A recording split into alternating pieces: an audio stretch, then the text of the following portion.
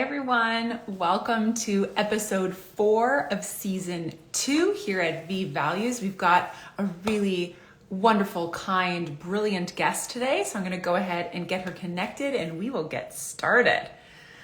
Okay, I hope that everyone is surviving the very gray weather we're having in the GTA right now.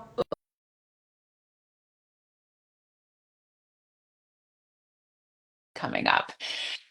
Alrighty, let's see if we can get Andrea connected here and we will get going. Oh, here we go. Yay. We did Hi, it. Hi, Melanie. Andrea. Hi, how are Good. you? How are you doing? I'm just going to turn up my Great. volume so I can hear you better. There we You hear me go. okay? Yes. Awesome. Great. Well, everyone, this is Andrea Lekushoff. Did I do it? Yes, Sort of. kind of. Yeah. Lekushoff.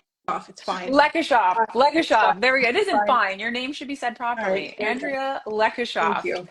So let me just tell everybody a little bit about you and then we will Sure. dive into some of our questions. So this is Andrea. She is the CEO of Context Studios, and she and her team document the lives and legacies of individuals, entrepreneurs, and family businesses, both in film and podcast documentaries, which is really cool. I'll be honest, I didn't know about the podcast part till I read that. Okay.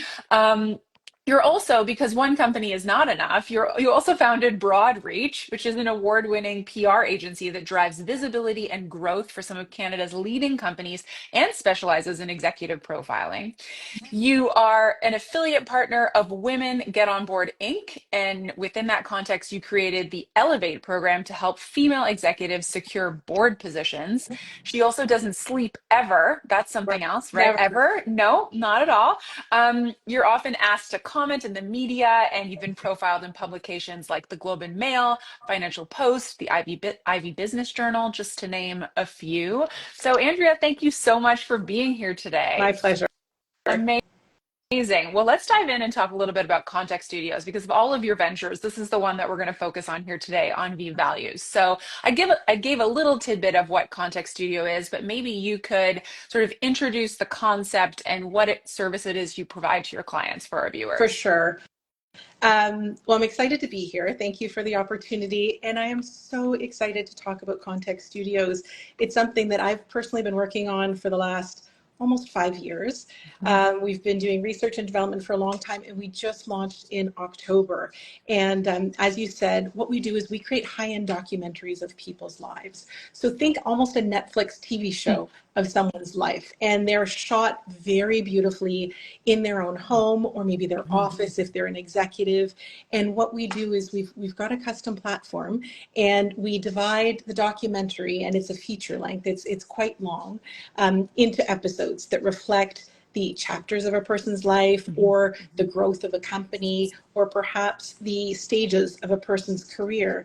And what it's meant to do is, first of all, my parents were the pilot, and there was so much that I learned in doing their documentary because it was very intentional. I was asking them questions that I had never asked them, and they responded with stories that I had never heard, and they weren't part of their regular story track. So it was really a beautiful gift, not only for myself, but for my siblings. I have a brother and sister, as well as my kids, my two teens, who learned so much about my parents. And the intention is for these documentaries to be passed down to future generations so that in 50, 100, 150 years, people will actually know where they come from. And one of the reasons I launched this is because I can go back, well, certainly my parents, and I'm very lucky to still have them.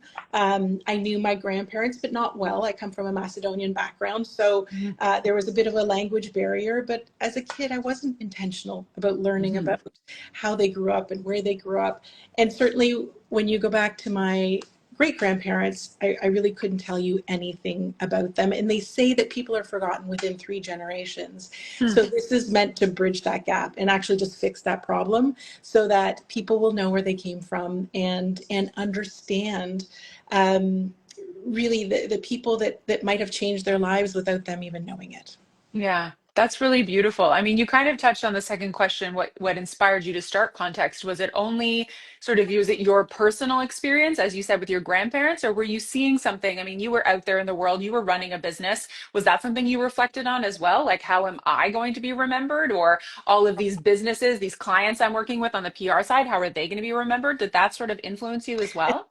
It's such an interesting question, and I can't point to one reason. So it was kind of a confluence of reasons. Hmm. So number one, over the last, I would say, decade, our PR agency has morphed. We've really developed an area of expertise in executive profiling.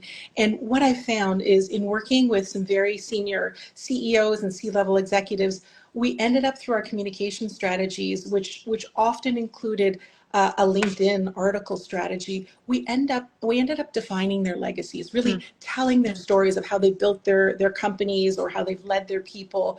And the sum of all the stories could really be seen as an overview of their professional successes. So there was that. And I love that. That actually has been some of the most rewarding work that we have done, Hmm. is helping CEOs tell their stories. One of which, and I love, certainly she's a friend now, but has been a longstanding client, Jillian Stein of Henry's, Oh, yeah. fourth generation family Hmm. business.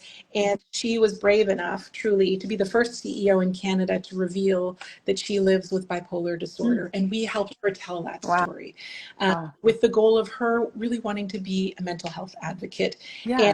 and speak for those that perhaps were too shy or Mm. didn't feel that they could. And she's inspired and helped so many by doing that. Mm. So there was the professional angle.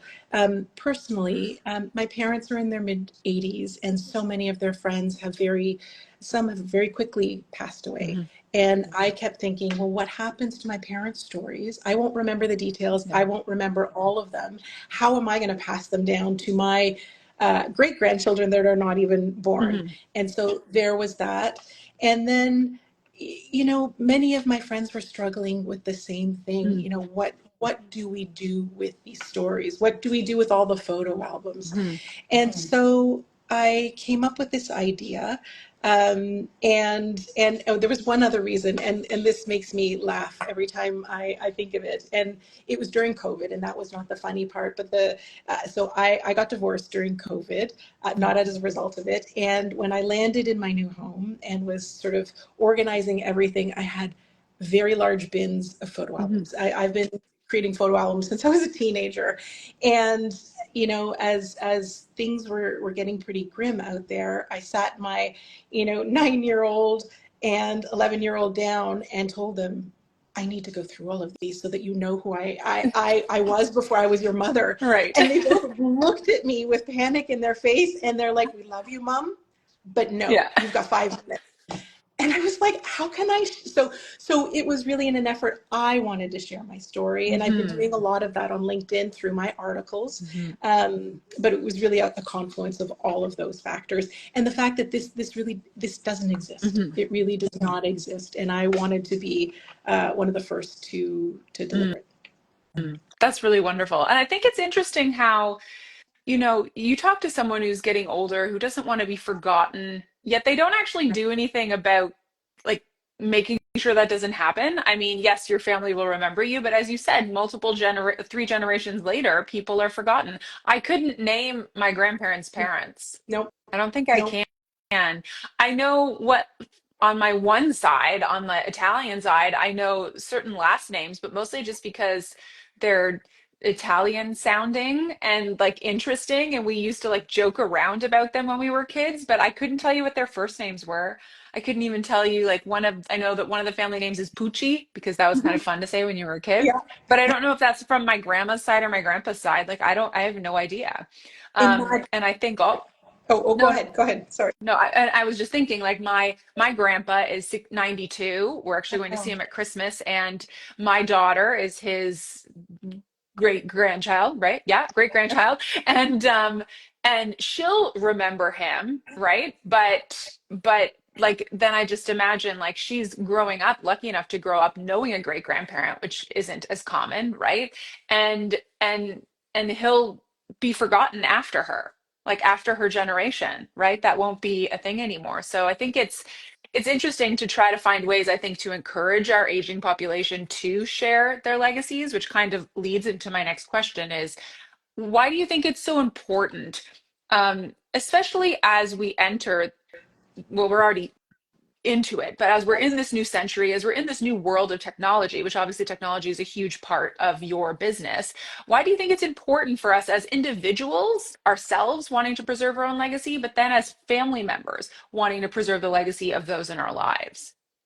I think family is everything. Like, the sum part of all of your ancestors. And it's important to remember that we, if we're lucky enough to have children, we are someone's ancestor. We will be Yeah. someone's ancestor. Hmm. And so what happens, and there's so much research right now on epigenetics and how what happens to, people that came before you in your family will impact you now. Hmm. So I think it really allows people to know who they are, to understand where they Hmm. came from, and it gives them a connection and greater clarity on perhaps certainly like medical Yeah. conditions or personality traits or Mhm. inclinations. And I think everyone wants to know who they are and where they came from, and this is a gift in that respect.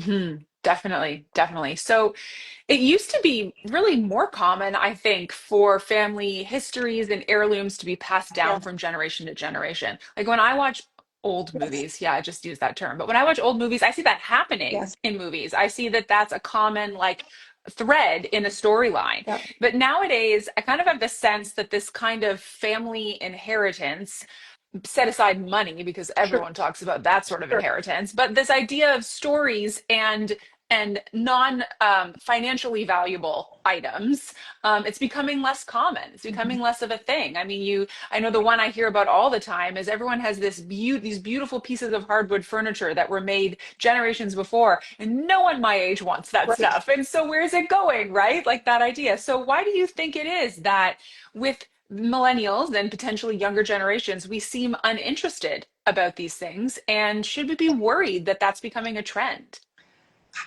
I think there's actually quite a few reasons Mhm. for that. I think so. Think back a few generations and how I'll just tell you. So my mother was raised near Keelan St. Clair here in Toronto, and she was raised in a home with both sets of her grandparents. And it was a tiny home, but they all lived together. Mhm. And there was no social media, no Instagram back then. So when the family was together, they would tell stories Mhm. and they would talk to each other. Yeah. And it was a very different culture. And it was a culture where, certainly it was very different. Like women, didn't have the same type of roles outside of the Mhm. home that they did Mhm. now. So there was a lot of uh, mentoring and coaching and talking about the past, helping sort of women in particular sort of grow into certain roles. So there was the proximity of family. And now Yeah. with social media, and I can speak for myself, when I get home from Mhm. work, my kids are typically on a device, whether they're watching YouTube on TV or, I don't know, TikTok on their phone. And, I say to them all the time, and we all agree, and yet it happens all the time. I'm like, social media is taking away our family time. It's Mhm. it's it's taking away our experiences. It's taking away our opportunities to do that. So I'm often quite intentional, and what I'll do is I will pull out. I still pull out my photo albums. My daughter and I are watching Gilmore Girls. We're halfway through the 25 seasons that they film, Oh my God. I'm and so happy for you. it's so beautiful. And I know. Rory went on spring break to Florida. And my daughter, who's 13, is like, is spring break a real thing? And I'm like, let me show you. So I pulled up my photo album, and that was a beautiful That's opportunity really to cool. share that with her. But that moment wouldn't have happened Right. without being intentional. So Mhm. so I think that's important. And then just the value of heirlooms. Like, Mhm. heirlooms are all about, like you said, the beautiful craftsmanship. But Mhm. think about, I live in Toronto. My house is not very large. So there's only so much that can fit into my house. And Yeah. I want it to be sort of my style. So, I think before my parents' home when I grew up, there were many sort of heirlooms that my mother inherited from her Mhm. parents that were around the house. And I think it was just a transition of how things are done these Yeah. days. Yeah. No, exactly. It's something I think about a lot when I think about running the business that I run and passing that wisdom on to my own child. Whether she chooses to take it over and run it one day, Yeah. who knows? That doesn't really matter. But Yes. just the wisdom and knowledge I've gained from running a business, like how do I pass that on to her? Because it can be applicable in other situations. And it's something that I consciously try to do is share that knowledge with her and try to apply it to an 8, almost 9-year-old's mind as best I can. But I think it's something that you need something in your life to trigger you. And I think this applies to really any type of planning of any kind, including legacy planning like this. But you need something to trigger you to realize that your life and the life of people around you will be much shorter than you think it will be, and that you are going to lose out on X or Y or Z, Really. whatever it is. And when I learned about Context Studios, it prompted me to start when I see my grandfather asking him certain questions and writing them down. Last time I was with him, he was in the front seat of the car. I was in the back, and my husband and daughter had run into a store to get something. And I just started asking him questions about my grandma who died a few years ago. And he didn't turn around because he can't really pivot. But I was sitting there and I was typing things into my phone. And he's like, "Are you ignoring me while asking questions, or are you taking notes?" And I said, "Oh, I'm taking notes." And he's like, "Oh, okay." He's like, "I thought you were doing that thing that kids do where they're on their Of course. phones while having conversations." I'm like, "No, I'm taking notes." He goes, "Because you think I'm going to die soon?" And I said, and we joke about how old he is. We have Yeah. that sort of relationship. I was like, "Well, you're 91. I mean, it's not unreasonable." And I go, also, I have lots of memories of them, lots of stories that again they told over and over again, but I kind of wanted to go deeper into some of them. I know the story of how him and my grandma met and how they dated, and there's the joke they make all the time that he had all these dates to the prom, and so he enlisted in the Air Force instead because he couldn't pick one. Yeah, not actually the case, but it is the joke, Love right? it. But there's all these things that they've said, but they're kind of like almost they're fun stories. They're superficial in a way, as opposed to like getting down deep down. And so I've actually been putting together a list of questions that I'm going to ask him at Christmas. That's great. Because I'm like, I want to remember these things and be able to talk to my children and my grandchildren about it as well one day. So that kind of leads me to my next question, which is, I mean, your service predominantly is for, I guess I'll use the words the best I can, a larger scale sort of project, Sure. right? It's like Definitely. having a movie set in your home. Yeah, yeah. So So it's definitely a bigger investment from a time yeah, and money perspective. yes. So for people that don't have that capability, what are some suggestions for you? What would you say if you were out with your girlfriends and they wanted to do something with their family or be able to remember something specific? What sort of things would you suggest to them? So exactly what you're doing, start with conversations. Hmm. So when you start with conversations and you're very intentional with questions and perhaps ask a different angle to your question, it's Hmm. incredible what stories will emerge. And Mallory, I might even invite you to just pull out your phone Hmm. and see if you can record some of Yeah. that. Hmm. I did that years ago with Dave, my ex-husband's grandmother. Okay. And we were out for, she didn't really understand what the phone was. And it Yeah, was just yeah. as the phone was coming out.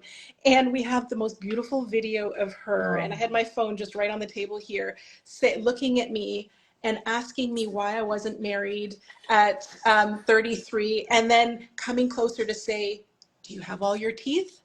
And that video, you cannot replicate that No. video. So when you can, I would encourage you, pull out your phone and just record him, Mhm. and record anyone. So start with conversations. Yeah. You might also want to start creating a family tree. Mhm. And might I say that some of I don't know what you want to call them, 23andMe and the various Mhm. databases, I I was told, and certainly when we were growing up, that we couldn't trace our family back beyond the 3 generations that we Okay. know. And yet, with DNA relatives, I have someone that is related to me in Oman and in Australia, and I haven't Wow. pursued that. But Hmm. creating a family tree and maybe exploring some of that software could be really interesting for Hmm. people. And that might spark some ideas and stories from, my parents' generation or the generation before. Oh, yeah, I remember someone saying Hmm. this. And I think, if so, my parents, my mom in particular, has made so many photo albums. Hmm. We've videotaped her talking through some of the photo albums. And That's a again, smart new idea. stories will emerge. Hmm. It's funny with photo albums. Sometimes families fight over, I've talked to many estate lawyers, sometimes families will fight over the photo albums. Record them, Yeah. digitize them. There's so many services now that can help you with that so that Hmm. everyone can have a copy. I think Yeah. that's a good idea. And, I've heard of some people creating memory jars. Mm. We have very different, but in my house, I have what's called a meta jar. And I went to a conference at the Omega Institute one time, and it's for not compliments, but for things that you're grateful for and things that you like. So when my parents come over, I'll pull it out and I'll ask them to sort of like say what they're grateful. And it's either their grandson, their granddaughter, so beautiful ways to share memories. You create a memory jar where people, when they come over, throw their memories into it, and at the end of the year, you pull them out. Mm. Um, That's beautiful. and then the traditional journaling, and I know of some people who have also recipes are very Hmm. important in some families. So I know some families who have created recipe books. So there are Hmm. so many different ways to do that.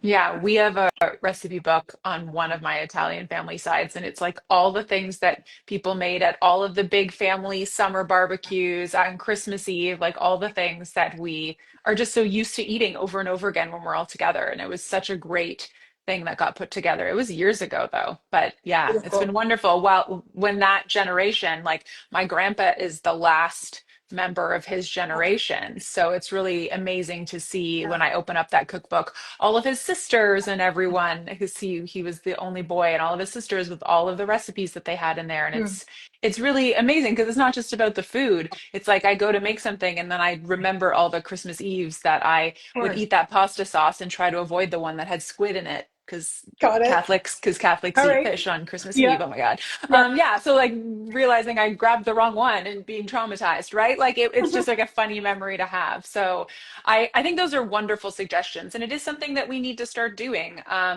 Otherwise, we are just going to get trapped in our phones, as the example that you had said, with each generation becoming more and more technology dependent, I think is the right word.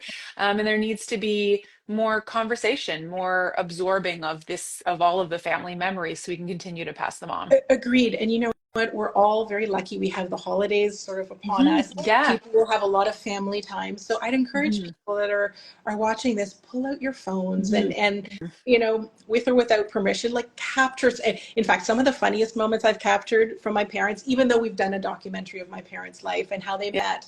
Yeah. Um, some of the funniest moments were when I pulled out the phone and they started arguing back and Oh, forth between I each other. love when they They, argue. oh my God, it's sometimes at my house it's like the Costanzas, and I love it, and it's so funny, and I mean they are just so endearing, and I'll just pull out my phone until one of them is like, "Do you have your phone out? Are you recording?" And then it stops. But we have beautiful little clips of like truly Mm. authentic engagements between them, That's which wonderful. yeah, That's so great. That'll be so valuable to you. I mean, now, but then when they are gone one 100%, day, to be able to have that to look back to. That's so 100%, great. 100%. Wonderful. Well, thank you so much, Andrea. I really appreciate you taking time out of your very busy life to come on here. I wish you all the success with Context Studios. I think it is going to keep so many family legacies alive and really showcase the importance of preserving those legacies. So thank you so much for the work that you My do. pleasure, Mallory. And thank you for doing what you do. I have not seen a service like yours out there, and it's so important to families. And it's heartfelt, it's beautiful, and I absolutely love what you're doing. So Oh, thank you. kudos to you. Oh, thank you so much. Well, everybody, this is our last one for 2024. We will be back in January. Thank you so much for watching and happy Happy holidays. holidays. Bye, everyone. Thanks, Bye. Andrea. Bye bye. Bye.